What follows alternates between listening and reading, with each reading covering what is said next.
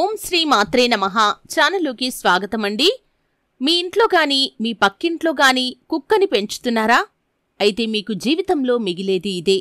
ఎవరికీ తెలియని రహస్యం మిస్ కాకుండా ఖచ్చితంగా చూడండి. అయితే కుక్కని పెంచుకోవటం వల్ల ఇంట్లో శుభ ఫలితాలు ఉంటాయా లేకపోతే అశుభం జరుగుతుందా? కుక్కకి మానవునికి ఎటువంటి సంబంధం ఉంటుంది? అలాగే కుక్కని పెంచుకోవటం వల్ల మన జీవితంలో ఎటువంటి పరిస్థితులను మనం ఎదుర్కోవాల్సి వస్తుంది? ఈ పూర్తి వివరాలు అన్నీ కూడా ఈరోజు ఈ వీడియోలో వివరంగా తెలుసుకుందాం. వీడియోలోకి వెళ్లే ముందు మా చిన్న రిక్వెస్ట్ ఏంటంటే, ఇంతకు ముందు కనుక మా ఛానల్ని మీరు సబ్స్క్రైబ్ చేసుకోనట్లయితే సబ్స్క్రైబ్ చేసుకోండి. అలాగే పక్కనే ఉన్న గంట సింబల్ మీద ఆల్ అప్డేట్స్ ని క్లిక్ చేయండి. అప్పుడే మేము అప్లోడ్ చేసే ప్రతి వీడియోకి మీకు నోటిఫికేషన్ అనేది వస్తుంది. ఇక వివరాల్లోకి వెళ్తే కనుక, మానవుడు మచ్చిక చేసుకున్నటువంటి జంతువుల్లో చాలా ముఖ్యమైంది, చాలా ప్రధానమైంది కుక్క అనే చెప్పుకోవచ్చు. చాలా మంది కుక్కలను పెంచడం మనం తరచుగా చూస్తూ ఉంటాం. చాలా మంది పెంపుడు జంతువుల్లో కుక్కకి చాలా ప్రాముఖ్యతను ఇస్తూ ఉంటారు. తమతో పాటే కుటుంబ సభ్యుల్లాగా వాటిని చూస్తూ ఉంటారు. అంత ప్రేమగా తమ పిల్లల్ని ఏ విధంగా అయితే పెంచుకుంటూ ఉంటారో అంత అమితంగా కుక్కలని ప్రేమిస్తూ ఉంటారు. అలాగే కుక్క కూడా విశ్వాసానికి ప్రతీక, కాలభైరవుడి యొక్క వాహనం. ఈ విషయం మనందరికీ తెలుసు. అయితే కుక్కని పెంచుకోవటం వల్ల మనకి ఎటువంటి ఫలితాలు ఉంటాయో తెలుసుకునే ముందు, మహాభారత గాథ కుక్కకు జరిగిన అవమానంతో మొదలై దానికి సన్మానం చేయటంతో ముగుస్తుంది అంటే మీకు ఆశ్చర్యం కలగొచ్చు. కానీ ఇది ముమ్మాటికి నిజం. దీనికి సంబంధించిన కథ ఆది పర్వంలో ఉంది.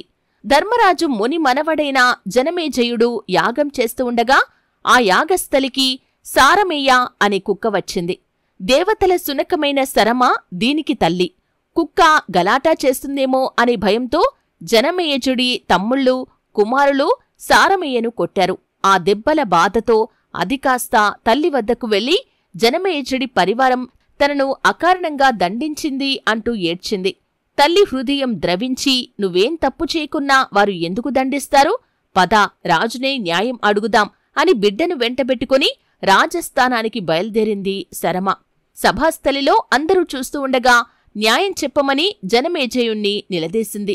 అదిలిస్తే చాలు పారిపోయే తమను మీ వాళ్ళు ఇది తగదు అని ఆలోచించకుండా పేదవారికి, బలహీన వర్గాలకు, అమాయక మూగ ప్రాణులకు, సాధు స్వభావులకు ఎవరైతే అపకారం తలపెడతారో వారిని అకారణ భయాలు వేధిస్తాయి అంటూ శపించింది. ఆ తర్వాతే జనమేజయుడు సర్పయాగం చేశాడు. మనస్సులో భయం, విచారం, ఆందోళనలు కలిగాయి. ఈ మానసిక అశాంతిని తొలగించుకోటానికే భారతాన్ని కూడా విన్నాడు. అలా మహాభారత గాథ మొదలవుతుంది. తిరిగి స్వర్గారోహణ పర్వంలో ద్రౌపది, భీముడు, అర్జునుడు, నకులుడు, సహదేవుడు మార్గమధ్యంలో తనువు చాలించగా ఒంటరిగా స్వర్గానికి వెళ్తున్న ధర్మరాజును ఓ కుక్క అనుసరించి చివరి వరకు తోడుగా నిలిచింది. దేవతలు వచ్చి ధర్మరాజును విమానం ఎక్కమంటే నా భార్య, సోదరులు పడిపోయారు. హిమాలయ మార్గంలో ఇక్కడిదాకా వచ్చానంటే ఈ కుక్క తోడుగా ఉండటం కూడా ఒక కారణం. ముందు ఈ మూగజీవాన్ని ఎక్కనివ్వండి, తర్వాత నేను ఎక్కుతాను అంటూ కుక్కను గౌరవించాడు. అలా మహాభారతం ముగుస్తుంది. ఇంతటి విశిష్టత కుక్కకి ఉంటుంది. అయితే కుక్కను విశ్వాసానికి ప్రతీకగా మనం చెప్పుకుంటూ ఉంటాం. అయితే కుక్కలకి మాత్రమే ఎందుకు ఇంత విశ్వాసం అని చాలా మందికి అనుమానం రావచ్చు. జీవితంలో పెంపుడు జంతువుగా ఉంటాయి ఈ కుక్కలు. ఒకవేళ కనుక ఇవి పెంపుడు జంతువులుగా లేకపోతే ఎన్నో లక్షల సంవత్సరాల నుంచి ఆత్మరక్షణ చేసుకోలేరు. కుక్కలు ఎంత దూరం నుండి వచ్చినా సరే ఆ వాసనను గుర్తించగలుగుతాయి. ఎవరో కూడా వాసన ద్వారా, కుక్కలు అలాగే చూపుల ద్వారా కూడా గ్రహించగలుగుతాయి. ఇలా వీటికి విశ్వాస గుణం కూడా అలవడింది. కుక్కలకి గొంతు ఎక్కువగా ఉంటుంది కాబట్టి గట్టిగా అరుస్తాయి.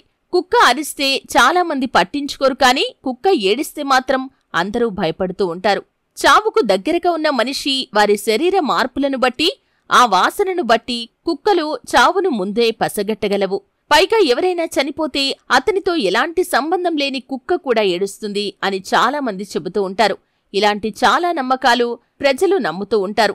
అయితే కుక్కలకి మనుషులకి ఎలా భావోద్వేగాలు ఉంటాయో వాటికి కూడా అలాగే నవ్వటం, ఏడవటం చేస్తూ ఉంటాయని పరిశోధనలు కూడా చెబుతూ ఉన్నాయి. కుక్కలు ఏడిస్తే మనుషులు మరణిస్తారనేది ఏ శాస్త్రంలో కూడా లేకపోయినప్పటికీ కూడా ఆ వాసన ద్వారా పసిగట్టే అవకాశాలు ఉన్నాయని కొన్ని శాస్త్రాలు చెబుతూ ఉన్నాయి.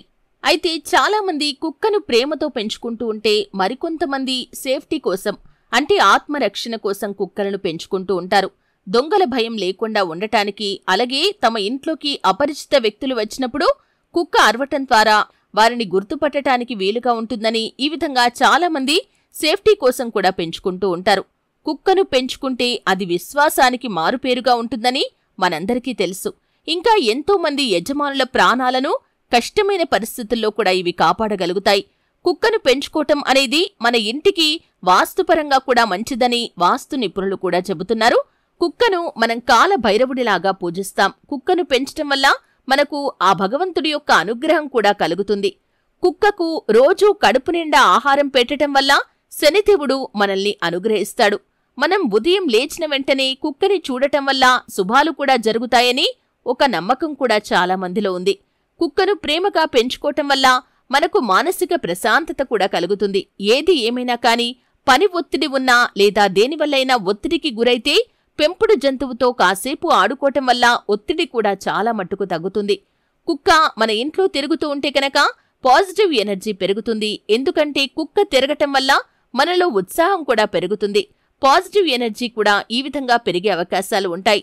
చాలామంది కుక్కలు అందంగా ఉండాలని, బొచ్చు ఎక్కువగా ఉన్నవి, తెల్లగా ఉన్నవాటిని పెంచుకోటానికి ఎక్కువగా ఇష్టతను చూపిస్తూ ఉంటారు.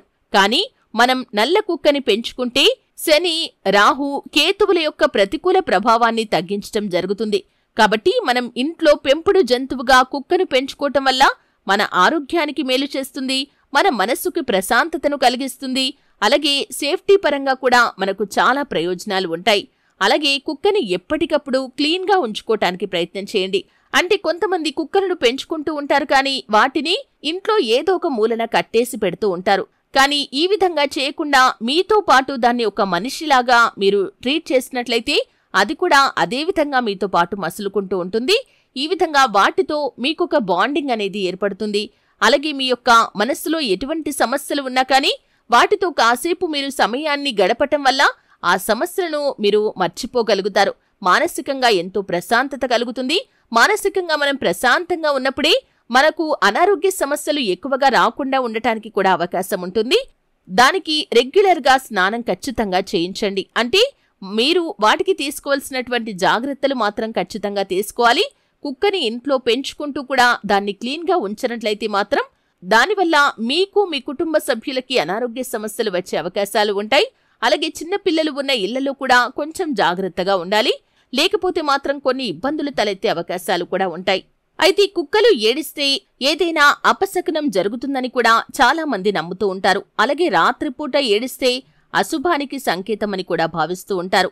శునకాన్ని మనం కాలభైరవుడిగా పరిగణిస్తూ ఉంటాం. కుక్కలకు భవిష్యత్తు గురించి ముందే తెలిసిపోతుందని పురాణాల్లో కూడా చెప్పబడింది.